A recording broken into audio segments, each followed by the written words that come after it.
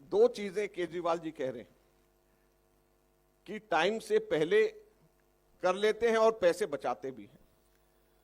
तो ये सीएजी की रिपोर्ट ये कहती है कि पिछले 10 वर्षों के अंदर 3 हॉस्पिटल्स सिर्फ बन करके तैयार हुए, और वो तीनों के तीनों हॉस्पिटल्स ऐसे हैं, नए हॉस्पिटल्स या एक का एक्सटेंशन है।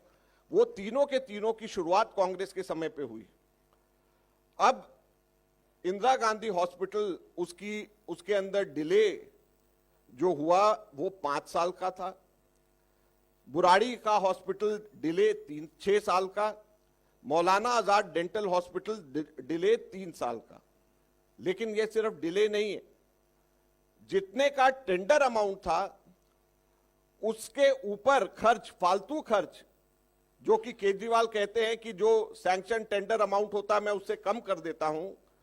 इंदिरा गांधी हॉस्पिटल के अंदर 314 करोड़ फालतू खर्च हुए, बुराड़ी हॉस्पिटल के अंदर 41 करोड़ फालतू खर्च हुए, और मौलाना आजाद डेंटल के अंदर 26 करोड़ रुपया फालतू खर्च हुआ। कुल 382 करोड़ 52 लाख रुपए फालतू खर्च हुए टेंडर अमाउंट से। ये मैं नहीं कह रहा, ये सीएजी की रिपोर्ट कह रही है, और इसलिए केजरीवाल इस सीएजी रिपोर्ट के ऊपर बैठ गया और इसको विधानसभा में पेश नहीं होने दिया। ये मैं सीधे सीधे केजरीवाल साहब की सरकार और केजरीवाल के ऊपर आरोप लगा रहा हूं कि सीएजी रिपोर्ट को रोकने का कारण सबसे बड़ा ये है।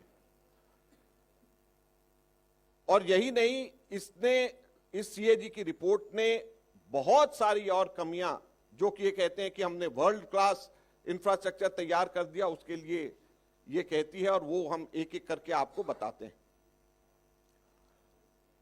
सीएजी का ये कहना है कि 2007 से लेकर 2015 के बीच 15 प्लॉट्स दिल्ली सरकार ने एक्वायर किया और उसमें से एक भी जगह काम शुरू नहीं किया। 15 प्लॉट जहां पे हॉस्पिटल्स बन सकते थे, डिस्पेंसरीज बन सकते थे, वहां पे कहीं पर भी काम शुरू नहीं किया।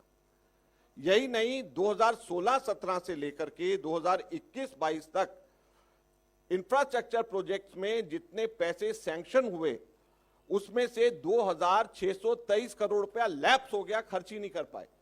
और ये वो समय है, अगर आप याद रखें, जब कोविड आ रहा था।